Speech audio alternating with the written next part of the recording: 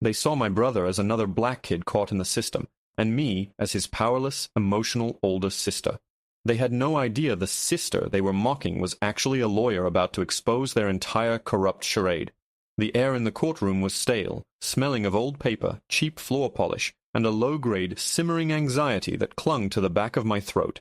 I sat in the second row, my posture ramrod straight, my hands clasped tightly in my lap to keep them from trembling.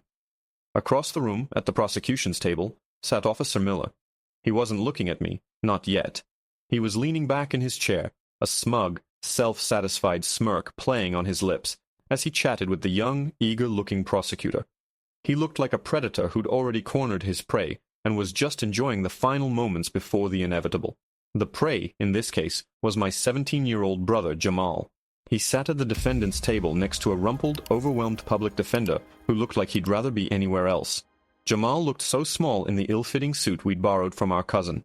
His eyes were wide, darting from the stern-faced judge to me, searching for some reassurance I wasn't sure I could give.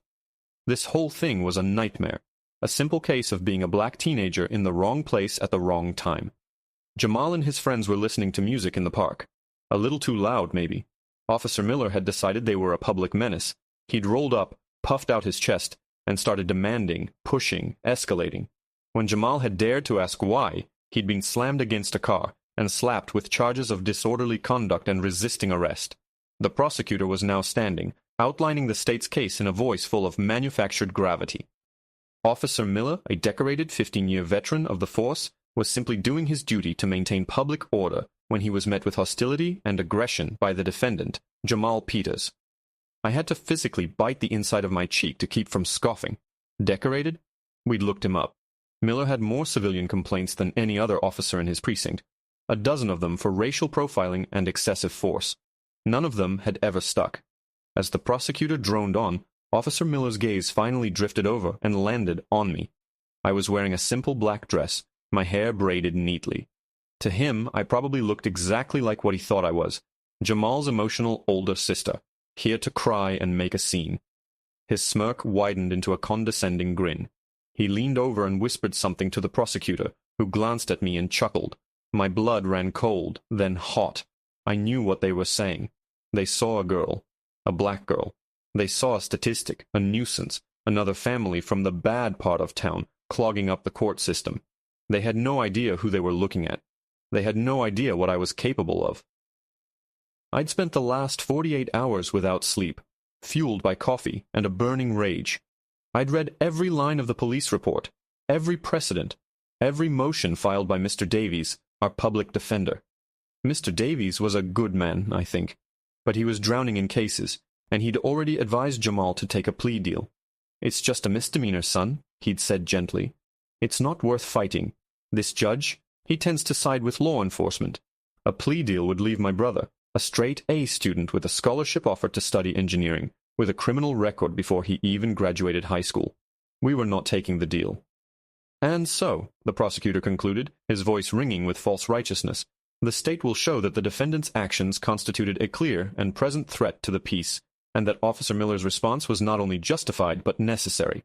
He sat down. The courtroom was silent for a moment, the only sound the scratching of the court reporter's pen. Judge Harrison, a man with a face that looked like it had been carved from granite and left out in the rain, peered down over his glasses. "All right," he grumbled, his voice thick with impatience.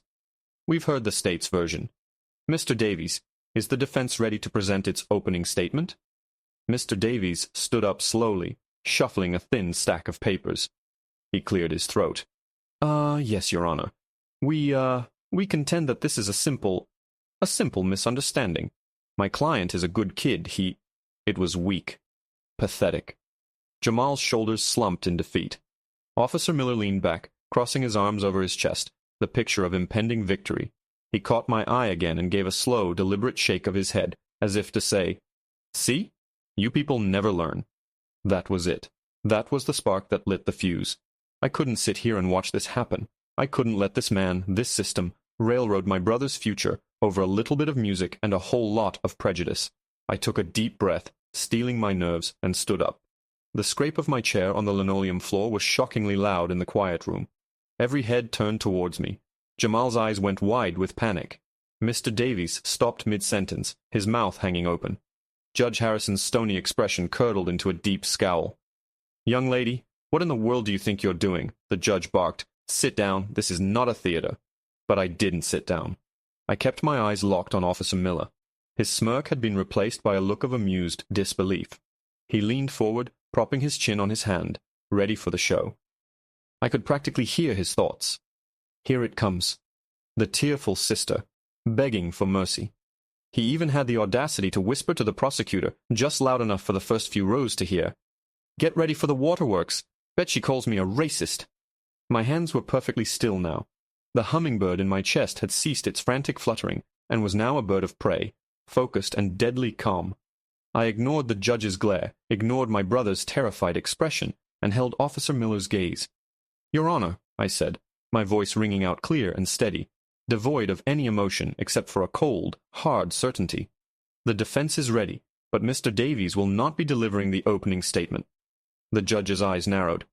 "And who, exactly, will be?" A small, cruel smile touched Officer Miller's lips. He was enjoying this far too much. This was the moment he'd been waiting for, the moment the hysterical family member made a fool of themselves and sealed the defendant's fate. I let the silence hang in the air for 1 beat, 2 beats, savoring the profound, arrogant ignorance on his face. Then I turned my full attention to the bench. "I will be, Your Honor." My voice didn't waver. It cut through the thick silence of the courtroom like a scalpel. From the prosecution's table I heard a sound, a choked-off snort of laughter. It was Officer Miller. He actually found this amusing. He probably thought I was a first-year law student high on courtroom drama, about to get slapped down so hard I'd never set foot in one again. Judge Harrison's scowl deepened, his face turning a blotchy red. "And just who are you, miss? An officer of the court? I certainly don't recognize you." "That's understandable, Your Honor," I said, taking a deliberate step forward, moving from the gallery and past the bar that separated the public from the participants. I set my worn leather briefcase on the defense table next to Jamal, who was staring at me as if I'd just grown a second head. I gave his shoulder a quick, firm squeeze. "Trust me." I turned back to the judge, my chin held high. "My name is Alani Peters, and yes, I am an officer of this court, admitted to the state bar 3 years ago, bar number 9-4-8-7-2-1. A ripple of murmurs spread through the courtroom. I saw the prosecutor lean over to whisper to Miller, whose condescending amusement was now rapidly curdling into disbelief. He was staring at me, really looking at me for the first time, and I could see the wheels turning in his head, trying to reconcile the image of the timid little sister with the woman standing before him. "This is highly irregular, Miss Peters," Judge Harrison grumbled, though some of the fire had gone out of his voice. He peered down at me over his glasses. "Are you telling me you intend to represent the defendant?" "I am not telling you, Your Honor. I am informing you," I said, my tone respectful but unyielding. From my briefcase I produced a crisp, single-page document. "This is a motion for substitution of counsel, signed by my client, Mr. Jamal Peters, and by his previously appointed counsel, Mr. Davies, who I believe will be happy to confirm." I glanced at Mr. Davies. He looked like he'd been struck by lightning, but he quickly regained his composure. A flicker of something relief, admiration, in his tired eyes. He nodded numbly. "Ah, yes, Your Honor, that is correct."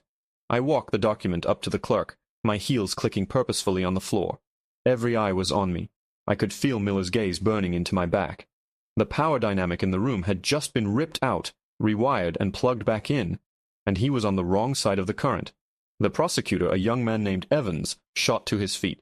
"Objection, Your Honor. This is a clear tactic to delay the proceedings, to ambush the state." I turned to face him, allowing a small, cold smile to touch my lips. "Ambush, Mr. Evans. The only ambush that took place was in a public park 3 weeks ago, against an unarmed teenager. As for delay," I turned back to the judge, "I assure you, I have no intention of delaying. In fact, I intend to expedite these proceedings significantly. I am fully prepared to move forward, immediately." Judge Harrison stared at the motion in his hands, then at me. He was an old-school judge, a man who valued procedure and order above all else. But he was also a man who could recognize competence, and perhaps, just perhaps, he was intrigued. "Objection overruled," he said finally, his voice a low rumble. "The motion is granted. Mr. Davies, you are dismissed with the court's thanks. Ms. Peters, the floor is yours. Proceed with your opening statement." I gave a curt nod. Thank you, Your Honor. I walked back to the defense table, standing where Mr. Davies had stood just minutes before. The difference was, I didn't shuffle my feet. I didn't look at my notes. I looked directly at the jury box, making eye contact with each of the 12 strangers who held my brother's future in their hands. Then I let my gaze sweep over to Officer Miller. His face was a mask of stone, but his knuckles were white where he gripped his pen. The smirk was gone. Completely. "Good morning," I began, my voice filling the room. "The prosecution would have you believe this is a simple case. A case about a teenager playing his music too loud. A teenager who mouthed off to a police officer and got what was coming to him. They will paint a picture of Jamal Peters as a troublemaker, a threat to public order. They will paint a picture of Officer Miller as a hero, a brave veteran simply doing his job." I paused, letting the words hang in the air. But that picture is a work of fiction, because this case isn't about disorderly conduct, and it isn't about resisting arrest. This case is about abuse of power. It's about a police officer with a long and documented history of targeting young men of color who saw my brother not as a citizen to be protected, but as a nail to be hammered down. Mr. Evans jumped up again. "Objection. Counsel is testifying to facts, not in evidence. I am outlining what the evidence will show, Your Honor." I countered smoothly, not even glancing at him. "And it will show that the only person acting in a disorderly and aggressive manner in that park was Officer Miller. It will show that when my brother, Jamal Peters, a 17-year-old honor student with no criminal record, asked a simple question, 'Why?' Officer Miller responded not with an explanation, but with violence. The evidence will show that the only threat in that park was the man wearing the badge." I finished, and the room was dead silent. The jury was leaning forward, rapt. Judge Harrison was watching me with an unreadable expression. Jamal was looking at me with tears welling in his eyes, but for the first time since this ordeal began, they were tears of hope, not fear. "The defense is ready to proceed, Your Honor," I said, my voice dropping to a steely, determined tone. "Very well, Miss Peters," the judge said, a new note of respect in his voice. "Call your first witness." A faint, predatory smile touched my lips. I looked directly at the prosecution's table, right into the furious, startled eyes of the man who had mocked me just 10 minutes earlier. The man who thought he had this all wrapped up. His show was over. Mine was just beginning. "The defense calls Officer Daniel Miller to the stand." The courtroom stirred like a disturbed anthill. Calling the prosecution's star witness as my first witness was not just unorthodox, it was a declaration of war. Prosecutor Evans shot to his feet, sputtering. "Your Honor, this is outrageous. Officer Miller is the state's witness." "The defense can't just—" "The defense can call any individual with knowledge relevant to the case, Mr. Evans," I cut in, my voice sharp as broken glass. "And since Officer Miller is the sole reason we are all here today, I can think of no one more relevant. Unless, of course, the state is worried about what its own witness might have to say, under oath." The jab hit its mark. Evans's face flushed with anger, but he knew I was right. To object further would look like he was trying to hide something. Judge Harrison, for his part, looked almost entertained. He waved a dismissive hand. "She's right, Mr. Evans. Settle down. Officer Miller, please take the stand." Miller moved with a stiff, resentful gait. He was a big man, broad-shouldered and thick-necked, and he seemed to fill the entire witness box. He avoided my gaze, focusing instead on the clerk as he swore the oath. His voice was a low, confident rumble, the voice of a man accustomed to being believed without question. But as he settled into the chair and finally looked at me, I saw a flicker of uncertainty in his eyes. The predator was now in the cage, and he wasn't sure if the door was locked.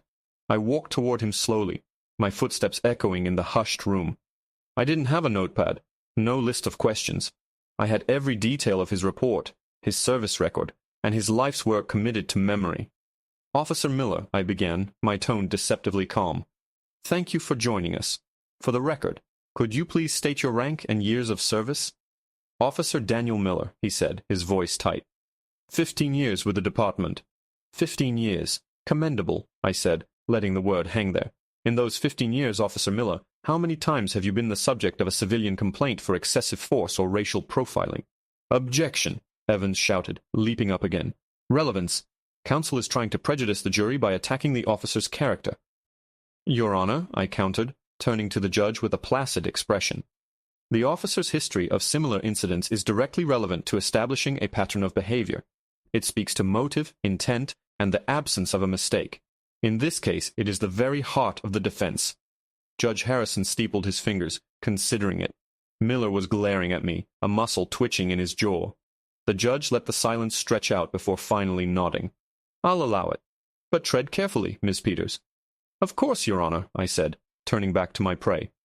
"Officer Miller, the question?" He shifted in his seat. "I don't recall the exact number." "You don't recall?" I feigned surprise. "Let me refresh your memory. Is it 12? He said nothing. "Is it 13? 14? Let's not play games, officer. According to the department's own internal affairs records, you have been the subject of 17 complaints in your 15-year career. 17. That's more than one a year. Is that correct?" "Those complaints were all investigated," he said through gritted teeth, "and I was cleared of any wrongdoing in every single case." "Cleared," I repeated, tasting the word. "Yes, we'll get to how the department clears its own in a moment. But first, let's talk about the day you arrested my brother. You stated in your report, and I quote, 'The suspect, Jamal Peters, became belligerent and physically aggressive.'" I took a step closer. "Can you describe this physical aggression for the court?" "He postured up," Miller said, his confidence returning now that he was on familiar ground, reciting his report. "He got in my personal space, puffed out his chest. I felt threatened." "You felt threatened?" I asked, raising an eyebrow. "You, a 6'2", 220-pound man in full uniform, armed with a Glock, a taser, and a baton, felt threatened by a 17-year-old boy who is 5'9" and weighs 150 pounds soaking wet." "It's not about size," he sneered. "It's about demeanor. He was aggressive." "Aggressive," I said softly. "Officer Miller, what was my brother doing when you first approached him?" "He and his friends were loitering and blasting loud, offensive music." "Offensive? What was the music?" He hesitated. "I don't know. Rap. Thug music." The words hung in the air, ugly and sharp. I saw a few jurors shift uncomfortably. "Thug music," I repeated, letting the term's racial baggage settle over the room. "And you decided this thug music was a violation of the law?" "It was a public disturbance. A disturbance no one else had called to report, according to the dispatch log. You just happened to be passing by. Is that right?" "I was on patrol," he snapped. "On patrol," I mused, walking back towards the defense table. I picked up a photograph. "And upon hearing this thug music, you approached my brother. Did you ask him to turn it down?" "I told him to turn it off." "You told him. You didn't ask. You gave an order. And what was my brother's response?" "He got mouthy, asked me why." "He asked why," I said, turning to the jury. "He asked a question, and for that crime, for the audacity of a black teenager asking why a police officer is ordering him around, you slammed him against your patrol car and put him in handcuffs. Is that an accurate summary of your heroic police work that day?" "Objection. Counsel is badgering the witness." "Sustained," the judge grumbled. "Rephrase, Miss Peters." I gave a slight nod. I didn't need to rephrase. The point had been made. I approached the witness stand again, holding up the photograph. It was a close-up of my brother's face, taken in the precinct after his arrest. A dark, angry bruise was blooming on his cheekbone. "Officer Miller, your report makes no mention of my client sustaining any injuries during his arrest. Can you explain the bruise on his face in this photograph?" Miller glanced at the photo, his expression unreadable. "Suspects often resist. Sometimes they get banged up." "So he resisted?" I pressed. "Your report states you used a standard armbar takedown, a textbook maneuver you've performed hundreds of times, a maneuver which, when performed correctly, does not result in a facial injury. So I ask you again, officer, how did my brother get that bruise?" He stared at me, his eyes cold and hard. A cornered animal. He was beginning to realize his standard script wasn't going to work here. He was used to public defenders who rolled over, to judges who took his word as gospel. He wasn't used to me. "He must have hit his head on the car door when I was putting him in," he finally said, the lie sounding flimsy even to his own ears. "He must have," I echoed softly, my voice dripping with skepticism. I let the silence hang for a moment, letting the jury contemplate the image of a 220-pound cop, accidentally, slamming a kid's face into a car door. Then I turned my back on him, as if he were suddenly unimportant, and addressed the judge. "Your Honor, at this time, the defense would like to introduce into evidence the body camera footage from Officer Miller's uniform, from the day of the arrest." Prosecutor Evans shot up like a rocket. "Objection. The state has already stipulated that the camera was, malfunctioning that day. There is no footage." I turned to face him, a slow, triumphant smile spreading across my face. I'd been waiting for this. I knew the official story. The malfunction. The convenient technical glitch that always seemed to happen when Officer Miller was involved in a questionable arrest. "Oh, I'm not talking about Officer Miller's camera, Mr. Evans," I said, my voice clear and ringing. The entire courtroom leaned in, hanging on my next words. "I'm talking about the body camera from his partner, Officer Henderson. The one Officer Miller didn't know was activated." The bombshell landed with a deafening silence. You could have heard a pin drop on the courtroom's cheap carpet. Officer Miller, who had been leaning back with a renewed sense of security, suddenly looked like he'd been tasered. His face went pale, a stark contrast to the florid red it had been moments before. Prosecutor Evans's mouth opened and closed like a fish, but no sound came out. He looked from me to Miller, then back to me, a dawning horror in his eyes. He had been played. They both had. "What is the meaning of this, Miss Peters?" Judge Harrison demanded, his voice a low growl of thunder. He looked furious, not at me, but at the prosecutor. "Mr. Evans, I was led to believe there was no video evidence in this case. Are you telling me you failed to disclose exculpatory evidence to the defense?" Evans scrambled, his composure completely shattered. "No, Your Honor. I mean, I wasn't aware. We were told Officer Henderson's camera was also offline for maintenance. That's what the report said." He shot a venomous glare at Miller, who was now sweating profusely in the witness box. "A very convenient report," I interjected smoothly, pressing my advantage. "But mistakes happen. Thankfully, I took the liberty of filing my own discovery motion directly with the department's IT division, requesting all raw data from all units present at the scene. It seems one file slipped through the cracks of the official narrative." I held up a small USB drive, pinched between my thumb and forefinger. "This, Your Honor, is the footage from Officer Henderson's body camera, undoctored and complete." I walked to the clerk and handed her the drive. "I have provided a copy to the prosecution this morning," I added, glancing at a stunned Mr. Evans, "as per my legal obligation. I'm sure he simply hasn't had the chance to review it yet." The judge's gaze was hard as granite. "The court will take a 30-minute recess for the prosecution to review this new evidence. And when we return, Mr. Evans," he said, his voice dropping to a dangerous whisper, "there had better be a very good explanation for this catastrophic oversight." He slammed his gavel down, and the sound echoed like a gunshot. The moment the judge left the bench, the courtroom erupted in frantic whispers. I walked back to the defense table where Jamal was staring at me, his eyes shining with a mixture of awe and disbelief. "Alani," he whispered, his voice choked with emotion. "How did you—" "I read the fine print, Jamal," I said, giving his hand a reassuring squeeze. "The report said Miller's camera was malfunctioning, and Henderson's was inactive due to scheduled maintenance. I called the IT department. Turns out scheduled maintenance for Henderson's unit wasn't until the following week. Someone buried the file, hoping no one would ever look for it." Across the room, Evans had Officer Miller backed into a corner, hissing at him in a furious whisper. Miller was shaking his head, gesturing wildly, his face a mask of panic. The smug, racist cop who had mocked a teenage girl from across the courtroom was gone. In his place was a desperate liar, and his lies were unraveling thread by thread.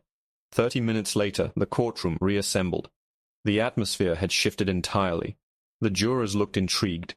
The public gallery was buzzing, and Mr. Evans looked like he was walking to his own execution. He had a gray, sickly pallor, and he refused to even look in Officer Miller's direction. "Is the prosecution ready to proceed?" Judge Harrison asked, his voice devoid of any warmth. Evans stood slowly. "Your Honor," he began, his voice barely a croak, "in light of the new evidence presented by the defense, the state would like to withdraw the charges against Mr. Peters." A collective gasp went through the room. It was over. Just like that. I felt Jamal's entire body sag with relief next to me. He grabbed my arm, his knuckles white. I gave him a small, triumphant smile, but I held up a hand, signaling for him to wait. I wasn't done. "With all due respect, Your Honor," I said, standing up, my voice ringing with authority. "The defense does not accept the state's offer." Now the room was in utter shock. Jamal looked at me, his expression a mixture of confusion and terror. "What are you doing?" he mouthed. Judge Harrison stared at me as if I'd lost my mind. "Ms. Peters," he said slowly, "the prosecution is dropping all charges. Your client is free to go. What more could you possibly want?" I turned and looked at Officer Miller, who was still sitting in the witness box, trapped. He thought he was getting away with it, that a withdrawn charge meant he could walk out of here and do the exact same thing to another young black kid next week. He was wrong. "What I want, Your Honor, is justice," I said, my voice cold and clear. "My brother was assaulted. His civil rights were violated. His character was defamed. Simply dropping the charges is not justice. It's sweeping the dirt under the rug. This court has seen evidence of a crime. My eyes bored into Miller. Just not the one my brother was charged with. I let the implication hang in the air, thick and heavy. Therefore, Your Honor, I continued, my voice rising, we are not finished with this witness. We will not be accepting the withdrawal. We insist on proceeding. And we insist that the footage from Officer Henderson's camera be played for the court, in its entirety. Prosecutor Evans looked like he was about to faint. Judge Harrison leaned back in his chair, a slow, grim smile spreading across his face for the first time all day. He had seen what was on that drive. He knew exactly what was coming. Miss Peters, he said, the glint in his eye telling me he was enjoying this spectacle. Your request is highly unusual, but I'm going to grant it. He looked over at the bailiff. Set up the monitors. Let's see what this video has to say. A large screen was wheeled to the front of the courtroom. The lights were dimmed. The bailiff inserted the USB drive. Officer Miller stared at the blank screen as if it were the gallows. He knew what was on that tape. He knew the world was about to see who he really was. The first image flickered to life. A view from Officer Henderson's chest, looking out at a sunny day in the park. In the distance you could hear music playing. Then I heard Officer Miller's voice clear as a bell coming through the speakers. But he wasn't talking to Jamal. He was talking to his partner. And he had no idea he was being recorded. Look at this, Miller's voice sneered, laced with a casual venom that chilled the blood. Another bunch of them, acting like they own the place. Let's go ruin their day. The words echoed through the courtroom, raw and undeniable. Let's go ruin their day. It wasn't about a noise complaint. It wasn't about public order. It was a mission statement. The jury, which had been watching with rapt attention, now looked physically stunned. Several of them shot glances at Officer Miller, their expressions a mixture of disgust and disbelief. Miller himself seemed to shrink in the witness box, the color draining from his face as he heard his own ugly prejudice laid bare for the world to hear. The video continued. The shaky camera footage showed the two officers approaching Jamal and his friends. My brother, seeing them, immediately reached for the speaker to turn the music down. He wasn't belligerent. He wasn't aggressive. He was respectful. On screen, Miller's character strode up, puffing out his chest just as he'd described. You think you can just set up shop here, play this garbage? His voice boomed from the speakers. Jamal's voice, by contrast, was calm, if a little nervous. Sorry, officer. We were just hanging out. We'll turn it down. You'll turn it off, Miller snarled, and you'll show me some ID. Then came the moment that had been twisted into resisting arrest. Can I ask why, sir? Jamal asked. It was a simple question. A citizen's right. The reaction on the video was instantaneous and violent. Miller's hand shot out, grabbing Jamal by the front of his shirt. You don't get to ask me questions, the on-screen Miller yelled, his face contorted with rage. He slammed my brother against the side of the patrol car. The impact was sickeningly loud, and Jamal cried out in pain. The camera, on Henderson's chest, jostled wildly. It captured the moment Miller drew back his arm and deliberately, maliciously, smashed my brother's head against the car doorframe. The very injury he had claimed was an accident. Then, as he wrenched Jamal's arms behind his back, his voice dropped to a venomous whisper, meant only for my brother, but caught perfectly by the microphone. That's why, you little punk. The courtroom was in an uproar. Someone in the gallery gasped audibly. I saw one of the jurors, a middle-aged woman, press a hand to her mouth, her eyes wide with horror. Prosecutor Evans had his head in his hands. He knew this was a complete catastrophe, not just for this case, but for his office and the entire police department. When the video ended and the lights came up, the silence that followed was heavier than any sound. Every eye was on Officer Miller. The smug, condescending cop was gone. The decorated veteran was gone. All that was left was a bully, a liar, and a racist, exposed by the unflinching eye of a camera. I let the silence sit for a moment before I walked slowly back toward the witness stand. Officer Miller, I said, my voice quiet but carrying to every corner of the room. Do you have anything to add to your previous testimony? Anything you'd like to clarify? He just stared at me, his mouth opening and closing, but no words came out. He was broken. No, nothing, I said, turning to the judge. Your Honor, the defense rests. Judge Harrison's face was like a thundercloud. He looked from the pale, trembling officer in the box to the disgraced prosecutor. Mr. Evans, he said, his voice dangerously low. Does the state have any redirect for this witness? Evans stood up. looking utterly defeated. "No, Your Honor. The state has nothing further." "Good," the judge snapped. He turned his full wrathful attention to Miller. "Officer Miller, you may step down. Do not leave the courthouse. In fact, you will wait in the hallway under the supervision of the bailiff. You are a disgrace to your uniform and to this court." Miller stumbled out of the witness box like a man in a daze, the bailiff taking his arm and leading him out. As he passed our table, his eyes met mine for a fleeting second. There was no hatred in them, only the hollow, empty look of utter ruin. Judge Harrison then turned to the jury. "Ladies and gentlemen of the jury," he said, his voice booming, "in light of the evidence presented, this court is directing a verdict of acquittal for the defendant, Jamal Peters, on all charges." He slammed the gavel. "Case dismissed." A wave of relief so powerful it almost buckled my knees washed over me. Jamal threw his arms around me, burying his face in my shoulder, his body shaking with silent sobs. I held him tight, my own eyes burning with tears. We had won. We had done more than win. We had fought the beast and dragged it into the light. As we were packing up my briefcase, Prosecutor Evans approached us, his face ashen. "Ms. Peters," he said, his voice humbled, I am profoundly sorry. For everything." I looked him in the eye. "Don't be sorry, Mr. Evans. Be better. Do better. The next time a cop like Miller brings you a flimsy case against a kid of color, I want you to remember this day. I want you to remember what's on that tape." He nodded, unable to meet my gaze, and walked away. Leaving the courthouse felt like walking out of a tomb and into the sun. The stale, anxious air was replaced by the fresh breeze of freedom. My brother was walking taller. The weight of the last few weeks lifted from his shoulders. My parents were there, rushing to us, their faces streaked with tears of joy and relief. But the story wasn't quite over. As we stood on the steps, a group of reporters rushed towards us. Before they could start shouting questions, Judge Harrison himself exited the building. He saw us, paused, and walked over. He was a stern, intimidating man, but as he looked at me, I saw something new in his eyes, a deep, profound respect. "Miss Peters," he said, his voice gruff, "that was the finest piece of lawyering I have ever seen in my courtroom. Ever." He then looked at Jamal. "Young man, you have an incredible sister. You stay out of trouble." "I will, Your Honor," Jamal said, his voice strong and clear. The judge nodded, then added, almost as an afterthought, "For what it's worth, I just signed a court order referring the evidence from today's proceedings to the District Attorney's Office and to the Department of Justice for a full investigation into Officer Miller for perjury, assault under color of law, and civil rights violations. He won't be ruining anyone else's day for a long, long time." And with that, he turned and walked away. My victory was complete. It wasn't just an acquittal for my brother. It was the start of real accountability. As my family huddled together, I looked up at the courthouse, a building that had seemed so intimidating just a few hours ago. I had walked in as a sister, terrified for her brother.